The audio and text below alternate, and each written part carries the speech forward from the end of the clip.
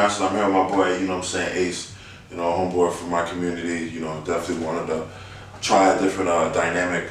And I think we got a lot in common. So I know on the main channel, you guys often know I have a gaming channel and whatnot. And on this channel, I kind of dibble and dabble into like movies, film, and seeing that like we're both into the anime world, as you can see. I felt like kind of shedding some topics on the anime situation. You know, like I grew up watching like the old school stuff from Konami. You know, the Gundams, the Dragon Balls, the Tenchi Muyos, the Hamtaros, the Triguns, the Yu Yu Hakushos.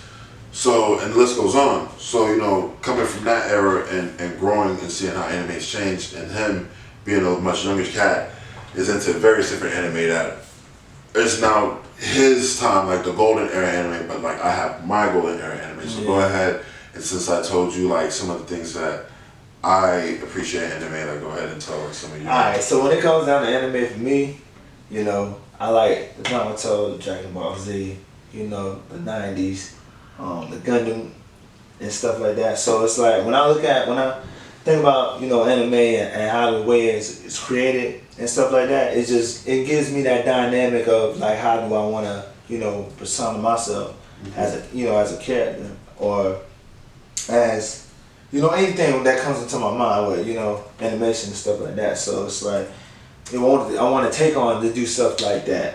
And well, pretty much it's like, you know, pretty much like I said, you know, I think about the Dragon Ball Z, you know, how Goku, you know what I'm saying, how that person Goku saves the world or whatever. Not only just him, but with the Z fighters as well, you know. But it's just like the type of characteristics that Vegeta really had, you know, Prince of All Saiyans, you know. Let me ask you, were you like more of a who out of Dragon Ball Z, since like that's always going to be like a number one topic in, you know what I'm saying, the West, who would be like your like Dragon Ball character that you liked and like really gravitated to? I can gravitate, you know, my boy Vegeta. You know, I like Vegeta because number one, even though he was prideful, because, you know what I'm saying, because he was very prideful, but at the same time, he was really proud about his race. And me as being, you know, a black man, I'm proud about my race and where I come from, you know, my community and stuff like that. So that's why when I think about Vegeta, when it comes to that, I think about, you know, the race. I was more into Gohan just because I really like Gohan's dynamic from a kid, and like seeing how Gohan, you know, has the potential to be great, but he chooses to study and to bring harmony, and when violence does come, he's not gonna back down and he'll handle his situation.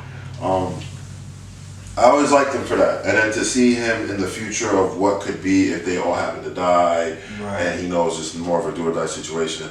I always felt like Gohan as like a character of like everyone could relate to. You know, some people are, you know, gentle, but during certain circumstances they have to be strong. They gotta have to man up and you know, be the best they could be. And then on top of that, like, it was cool to see, even in like the world's strongest, like Gohan would graduate, he would do all these things, and when it's all said and done, like he'll put on the Piccolo gi and he'll walk around and he'll find Piccolo to hang out with Piccolo because like that's his mentor, that's what he looked up to. So I always felt like Gohan was a student that I felt like everyone could relate to, and then to be a scholar and to do this and to do that.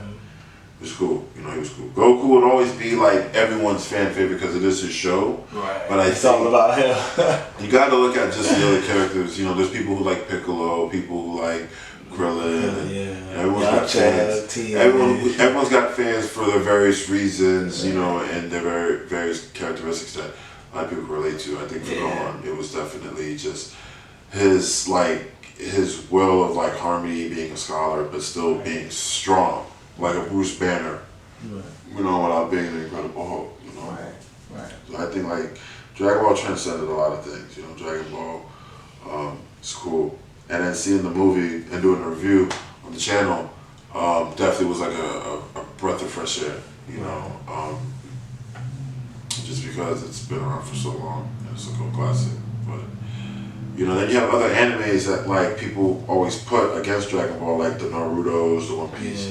But you gotta look at the history. Like Dragon Ball comes from like coming to the West, and then you have from Dragon Ball Z. Those are different arcs. Rather, it's like a Star Wars theme when it went to Namek, or it's like a Terminator scene when it's the history of Trunks and the androids. Right. You know, you got to look at like where it all comes from and what culture that these arcs are being depicted. So I think Dragon Ball's cool, but besides Dragon Ball, Gundam was like second best. Right. Oh, good. Well, like what? Like for me, I grew up watching Gundam Wing, and then the Mess Team, and then Gundam Stardust Memories, then War Pocket, Right. then G Gundam. Yeah. Then there was like SD Gundam when they were small and tiny. Oh damn. Then I seen Gundam Builders, Build Divers, Right. Build Divers Re. I've seen Thunderbolts. I've watched the OG Gundam. I've seen Gundam Unicorn. I've watched Gundam 00, Gundam 00 Season 2. Gundam has always been one of those war depicted sci-fi animes that, like, for people who don't know, is pretty interesting because it talks about war, but it's always coming from like a place of like they want peace, but for them to have peace, they gotta have war, and sometimes they don't know when enough's enough. And I've always felt like with Gundam, they've always had that dynamic. Rather it's the chosen ones, or rather it's people who, you know, they don't become chosen ones. And also, Iron Blooded Orphans are Gundam. That was good. You know, like, so you have a lot of rich war politics and just the way they handle policies. And there's always different stories of Gundam. It's not always one big continuity. So if you don't like Wing, you could watch this. You could watch that. You could like this. And it's always going to tell a tale. But no matter what tale it tells, there's always been a Gundam as the forefront. You know, and that's what I always like about Gundam. You know, so far, but like what Gundam shows were you into that you could really, for the viewers, let them know, you know? The first, like I said, the first Gundam Wing, actually. You know, that's the first show that I watched, the first show that I grew up on, you know, at the time. So that's like one of them shows that I originally watched and grew up on. So I could just probably say the first one. Now, have I watched all the rest of the Gundams? No, I haven't. I'm gonna be honest with y'all. No, I haven't. So I have to go back to rewatching it. You know what I'm saying, to get a clarified understanding of it, more and more for each other, you know,